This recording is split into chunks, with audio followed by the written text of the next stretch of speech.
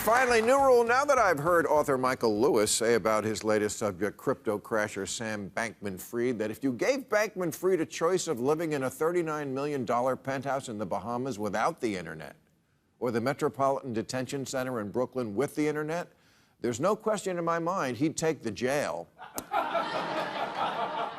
I say we finally start seriously looking at what phones are doing to people's brains. Wow. And not just phones. There has been a perfect storm of events in recent years that has led the Surgeon General of the United States to issue an advisory that America is suffering from a public health crisis of loneliness, isolation, and lack of connection. What Matt Gaetz calls another day at work.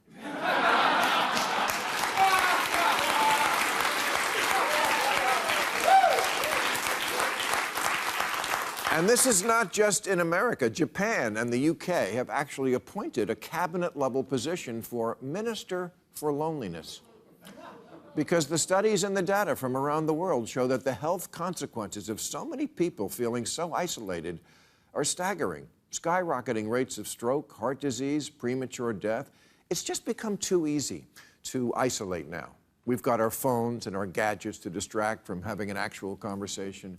Amazon to deliver instead of going to a store, Grubhub instead of going to a restaurant, movies streaming on TV instead of going to a theater. And even when we do go out, the earbuds stay in.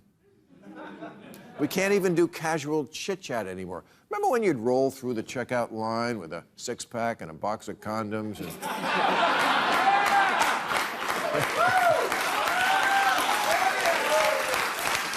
you know.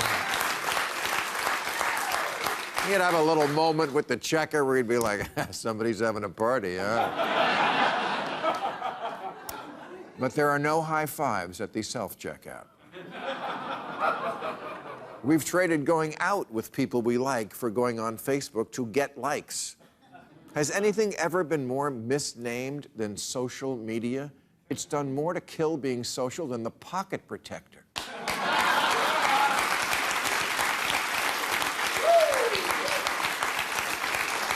It should be called anti-social media. And then AI came along and made it even worse. Do you know a 19-year-old from Southampton, England, recently breached the walls of Windsor Castle in an attempt to assassinate the Queen because his AI chatbot girlfriend told him it would impress her? Yes, there's an AI Jodie Foster now.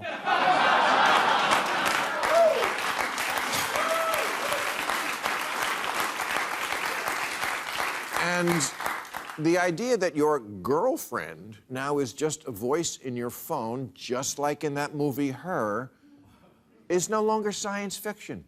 There's one bot chick on the market called Replica, and she has 2 million users. And boy, is she going to be in trouble when her boyfriends find out she's seeing 2 million other guys.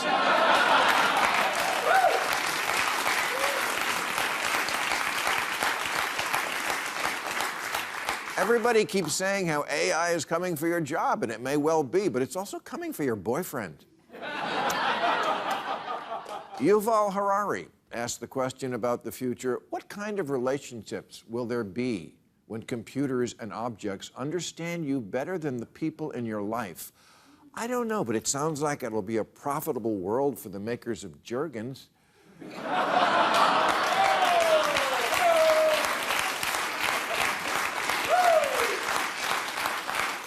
And if the technology wasn't making the problem bad enough, we also have a media that is built on ginning up fear and hostility and convincing us no place is ever really safe. Poor Britney Spears can't even dance at her own home without a couple of knives.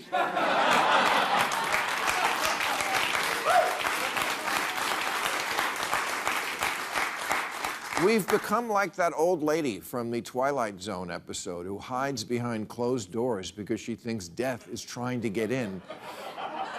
But here's the irony in real life. What's killing you may well be you staying inside. The overreaction to the COVID pandemic may turn out to be more damaging than the disease itself. The strategy of social distancing and staying home to work and staying home from school, all for very long periods of time, made us into different people. Safetyism became a political identity. And now some people never want to go back to work, or school, or Venezuela.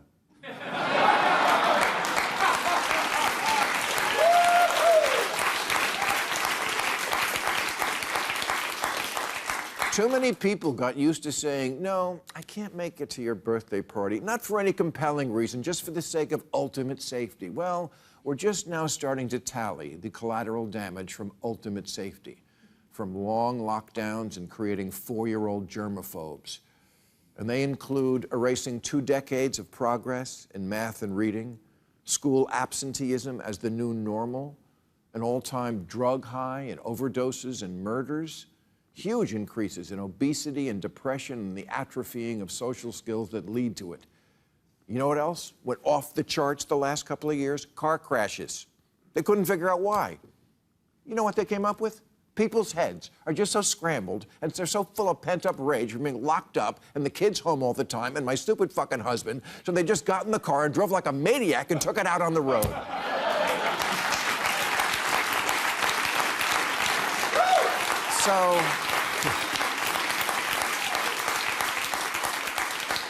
So to quote every mother since the dawn of time, for fuck's sake, go play outside.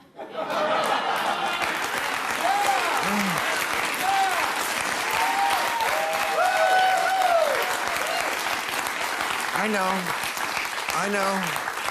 Outside is full of flashers and rusty nails and germs and sharks and stranger danger. But your mother was right. It's actually worse to stay cooped up. Magazine surveys like to ask the question, how would you like to die?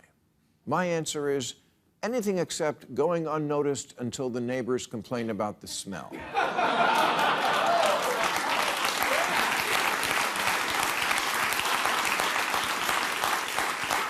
20 years ago, the show that defined the zeitgeist was called Friends. Today, it's Naked and Afraid.